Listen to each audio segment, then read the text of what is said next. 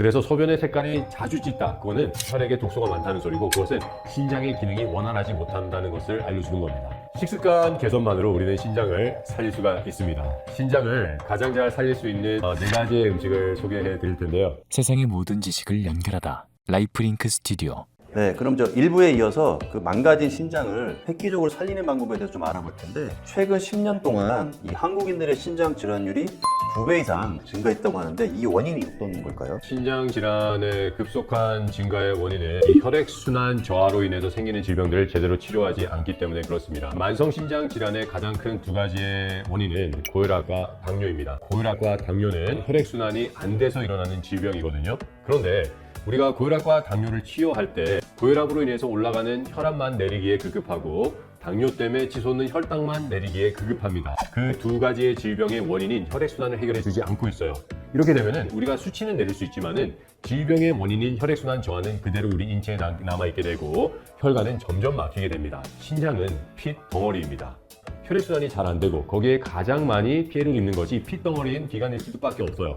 그래서 우리가 고혈압과 당뇨 때 수치만 떨어뜨리기 급급하게 되기 때문에 오히려 만성 합병증인 만성 신장 질환은 점점 증가하고 있는 추세입니다. 그러면 이 신장 질환이 가장 일반인 사람들한테 가장 무서운 이유는 어떤 게 있을까요? 신장 질환이 가장 무서운 이유는 바로 투석입니다. 투석을 하게 된다면 삶의 질은 엄청 떨어질 수밖에 없습니다. 그 자체도 힘들지만은 투석을 받는 모든 환자분들의 가장 큰 고민거리는 바로 사망률의 증가입니다. 신장은 간과 같이 우리 인체에 있는 독소를 해독하고 배출해주는 역할을 합니다. 그런데 독소를 소변으로 배출해주지 못하게 되면은 독은 우리 혈액에 점점 쌓이게 되는데, 이때 우리 혈액은 산독화가 될 수밖에 없습니다. 그래서 항상 아파요. 감기에 자주 걸리고 몸살에 자주 걸리고, 우리 몸에 있는 구석구석 통증이 나타나기 시작을 합니다. 이게 산독화가 된다면은 이 독을 해결하기 위해서 우리 인체는 칼슘을 쓰게 됩니다. 뼈에 저장되어 있던 칼슘들을 점점 많이 쓰게 돼요. 그렇게 되면은 골다공증, 골감소증, 그리고 골연화증 같은 뼈의 질병들이 생기기 시작합니다. 신장 질환의 전조 증상이나 자가진단법 이런 게 있을까요? 바로 소변의 변화입니다. 소변의 상태는 우리 혈액의 상태를 가장 잘 나타냅니다. 그래서 예를 들어서 우리의 소변의 색깔이 노랗잖아요. 그렇다면은 우리 소변의 농도가 짙은 것이고, 소변의 농도가 짙다는 것은 우리 혈액의 농도가 짙다는 겁니다. 혈액의 농도가 짙게 된다면은 혈액순환이 저하가 되기 시작을 합니다. 이것을 우리가 쉽게 알 수 있는 것이 바로 소변의 색깔입니다. 그래서 소변의 색깔이 자주 짙다. 그거는 내 혈액에 독소가 많다는 소리고, 그것은 신장의 기능이 원활하지 못한다는 것을 알려주는 겁니다. 2번째는 바로 소변에 있는 거품입니다. 소변에 거품이 있다는 것은 신장의 기능이 떨어지고 내 혈액에 독소가 있다는 것을 의미합니다. 우리가 거품뇨 하면은 많은 분들이 생각하는 게 이제 단백뇨입니다. 하지만 이거는 잘못된 건강상식입니다. 거품뇨와 단백뇨는 상관관계가 없습니다. 물론 단백뇨가 있는 사람들은 신장이 나쁘기 때문에 거품뇨가 나올 수밖에 없겠죠. 제대로 이제 공부를 하게 된다면은 거품뇨와 단백뇨는 상관관계가 없습니다. 하지만 거품뇨가 있다는 것 자체가 내 몸에 신장의 기능이 어느 정도 떨어졌다고 보는 것이 맞고요. 그리고 신장의 기능을 떨어진 채로 계속 방치를 하게 된다면은 단백뇨가 나타나게 됩니다. 우리가 평소에 신장의 기능을 튼튼히 하고 그래서 거품뇨가 없고 소변이 항상 맑게끔 해주는 것이 단백뇨를 예방하는 데 아주 좋은 방법입니다. 신장 질환을 살리는 그 식재료, 효능을 극대화해서 섭취하는 방법에 대해서 좀 말씀해 주시죠. 식습관 개선만으로 우리는 신장을 살릴 수가 있습니다. 신장을 가장 잘 살릴 수 있는 4가지의 음식을 소개해 드릴 텐데요. 첫 번째는 당근, 2번째는 비트, 3번째는 오이, 4번째는 돌 미나리입니다. 이 당근에는 베타카로틴이 아주 풍부하게 들어가 있습니다. 베타카로틴은 현존하는 채소 중에서 가장 강력한 해독제입니다. 그리고 항염제입니다. 이 베타카로틴이 우리 인체에 충분히 들어오게 된다면 우리 인체에 있는 독소들 그리고 활성산소를 해결하는데 아주 큰 도움이 되고요. 그리고 당근에는 칼슘이 그 무엇보다도 많이 들어가 있습니다. 칼슘은 우리 혈액을 해독시켜주고 또 알칼리화 시켜주는 아주 좋은 미네랄인데, 이 당근에는 칼슘이 그 무엇보다도 많이 들어가 있습니다. 그리고 그 다음에 소개시켜드릴 채소가 바로 비트인데, 신장이 안 좋으신 분들은 그 대사작용이 신장 기능의 저하로 인해서 잘 일어나지 않음으로 인해서 빈혈이 분들이 많으세요. 그런데 이 비트에 철분이 풍부하고 코발트가 풍부해서 조혈 기능을 돕습니다. 그래서 신장의 기능이 안 좋으신 분들이나 아니면 신장의 기능이 떨어져 있는 분들한테 조혈 작용을 일으키게 해줘서 아주 도움이 많이 되고요. 그 다음은 오이예요. 오이는 이뇨에 탁월합니다. 우리가 신장 기능이 점점 떨어지게 되면 소변량이 점점 줄어들어요.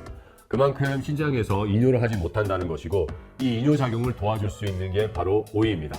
그리고 네 번째는 돌미나리입니다. 돌미나리는 우리 신장과 우리 혈액의 정화작용에 엄청난 역할을 하는 영양분들이 듬뿍 들어있습니다. 하지만 이 돌미나리는 약초가예요. 그렇기 때문에 너무 많은 양을 쓰시지 마시고 제가 나중에 알려드릴 레시피대로 하시면 아주 좋습니다. 그리고 물미나리를 쓰시면 안 돼요.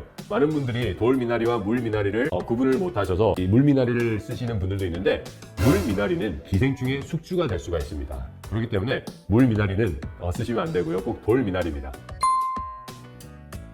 이 네 가지 음식을 가장 효과적으로 섭취할 수 있는 방법은 바로 생즙으로 드시는 겁니다. 흡수율 또한 우리가 씹어서 먹는 것보다 2배, 3배 훨씬 더 높습니다. 그래서 당근과 비트, 오이, 돌미나리를 즙을 내서 드시는 게 아주 좋은데, 비율은 당근은 160g, 비트는 40g, 오이는 100g, 그리고 돌미나리는 60g입니다. 이렇게 즙을 내서 드시면 좋고요. 이 즙을 먹는 시간대는 식사 시간 1시간 전에 드셔야 됩니다.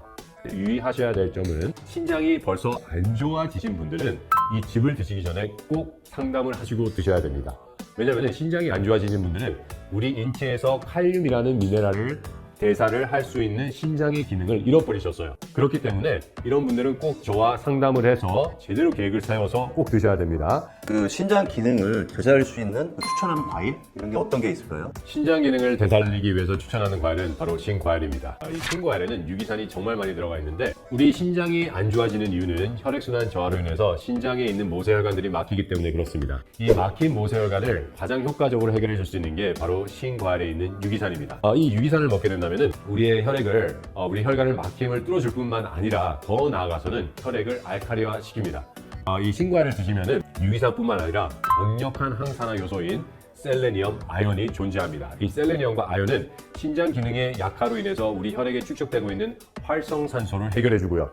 또 우리가 신과일에는 강력한 항산화 비타민인 비타민 C와 E가 아주 풍부하게 들어가 있습니다. 이 비타민 C와 E는 혈액에 있는 독소를 해결해 주는데 아주 강력한 해독작용을 하기 시작을 합니다. 그렇기 때문에 신과일 여러분 꼭 드셔야 되는데, 이제 신장 환자들은 꼭 주의하셔야 될 것이 이 신과일에 들어있는 칼륨입니다. 그렇기 때문에 내가 벌써 만성 신장 질환이 있다, 이런 분들은 주의하셔야 됩니다. 꼭 상담을 하고 나서 드셔야 됩니다.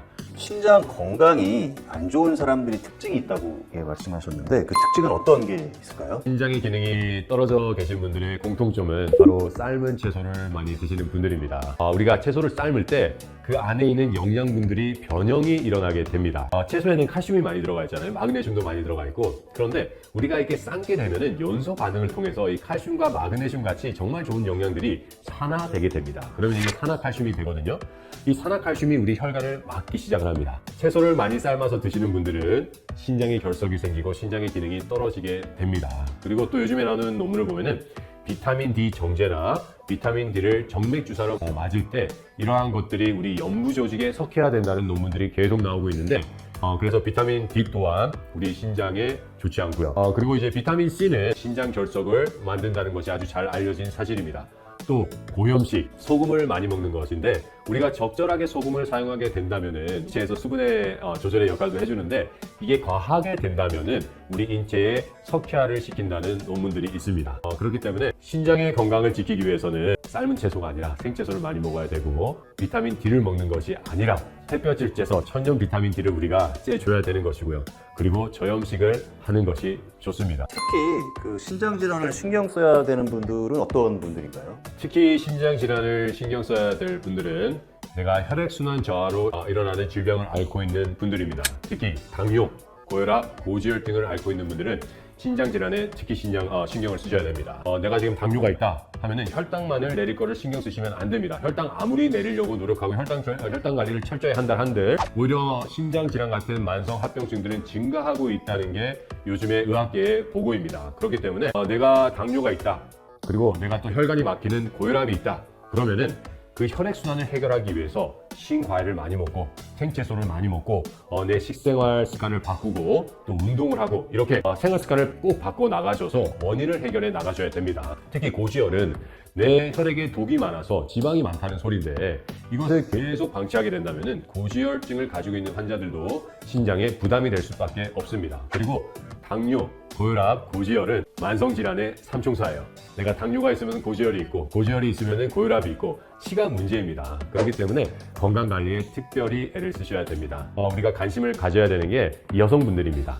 이 갱년기 전후로 많은 여성분들이 양요가 늘어나고 소변 보는 것 때문에 고생하시는 분들이 있는데, 양요가 있다는 것은 방광에 문제가 있다는 겁니다. 갱년기 여성들이 이렇게 신장 기능이 약화되고 그로 인해서 방광에 문제가 생기는 이유는 바로 에스트로겐 저하입니다. 이 에스트로겐은 여성분들의 신진대사나 그리고 호르몬 대사에 쓰이는 아주 중요한 호르몬인데, 그 외에도 아주 독특한 일을 하는데, 그게 바로 칼슘의 흡수를 극대화시키고 활용을 도와주는 역할을 합니다. 갱년기 때는 에스트로겐이 딱 떨어지면서 우리 몸에서 아주 많이 필요한 칼슘의 흡수가 저하되게 되고, 그나마 있던 칼슘도 우리 뼈에서 막 갖다 쓰다 보니까 칼슘 결핍으로 인해서 골다공증까지 나타나는 상황이 발생되는데, 이 칼슘 저하로 인해서 혈액에서 칼슘이 해야 되는 해독 인자의 역할을 하지 못하게 됩니다. 그래서 점점 피가 산독화되게 되고, 이 산독화된 피가 또 신장의 기능을 떨어뜨리게 됩니다. 악순환의 고리예요. 신장 기능이 떨어졌는데 또 혈액순환이 나빠지고, 혈액순환이 나빠져서 다시 신장 기능이 떨어지고, 그로 인해서 방광의 기능 약화까지 생기게 됩니다. 그럼 앞서 그 말씀하신 채소나 신과일 외에도 또 신장을 관리할 수 있는 방법이 있을까요? 가장 좋고 쉬운 방법은 물을 충분히 마시는 겁니다. 우리가 물을 충분히 마시게 된다면 그 물은 바로 흡수가 돼서 우리 혈액으로 들어가게 돼 있는데, 혈액이 물이 있게 된다면 씻었던 농도가 얕아지겠죠. 그러면은 혈액순환이 원활하게 될 것이고, 그만큼 더 많은 독소를 배출할 수가 있게 됩니다. 물을 어느 정도 먹어야 되느냐가 아주 중요한데, 우리가 이걸 쉽게 할 수 있는 방법이 두 가지가 있어요. 첫 번째, 목이 마르면은 물 드셔야 됩니다. 그건 우리 몸에 수분이 부족하다는 직접적인 뇌신경의 신호입니다. 두 번째는 내 소변 색깔이 짙으면은 드셔야 됩니다. 그래서 여기에 대한 연구들이 많이 일어났는데, 미국이나 유럽에서 일어난 연구들을 보면은 남자는 3.7리터의 물을 먹어야 된다고 얘기를 하고 있고요. 여성분들은 하루에 2.7리터의 물을 먹어야 된다고 하고 있는데, 이 연구들은 물 자체만 본 것이 아니라 음식에 섞인 수분 또한 모두 다 포함을 한 겁니다. 그리고 신장 건강과 신장 결석 해결을 하기 위해서 아주 탁월한 음식이 바로 레몬즙입니다. 이 레몬즙에는 강력한 유기산이 들어가 있습니다. 그리고 또 항산화 효소, 항산화 비타민 또한 풍부하게 들어가 있습니다. 그래서 우리 혈액을 정화시켜서 우리 신장의 기능을 올려주고요. 그리고 신장 결석을 직접적으로 해결해 줄 수 있는 능력이 있는데, 레몬즙을 우리가 많이 먹으면 많이 먹을수록 좋습니다. 하지만 하나의 걸림돌은 바로 우리의 소화 기능 저하입니다. 특별히 이제 위염이나 위궤양이 있으신 분들은 우리가 레몬즙을 먹게 된다면 속이 쓰릴 수밖에 없어요. 그렇기 때문에 위염과 위궤양이 계신 분들은 레몬을 드실 때 물과 섞어서 희석을 해서 드시거나, 아니면 그것도 내가 약간 부담이 된다 그러면은 아침에 드시지 마시고요. 점심 식전이나 또 저녁 식전에 드실 때 희석해서 드시면 좋습니다. 그리고 신장 결석으로 고생하시는 분들이 드시면 좋은 게 바로 생채소입니다. 그리고 생시금치도 좋아요. 제가 하버드대 병원에서 일을 할 때 신장 결석 있는 환자들이 오면은 저희 의사들은 생채소를 드세요라고 얘기를 했어요. 왜냐하면 그게 신장 결석을 딱 이렇게 붙여서 우리 몸 밖으로 배출하는 일을 합니다. 그래서 신장 결석이 있으신 분들 생채소 많이 드시면은 그게 큰 도움이 됩니다.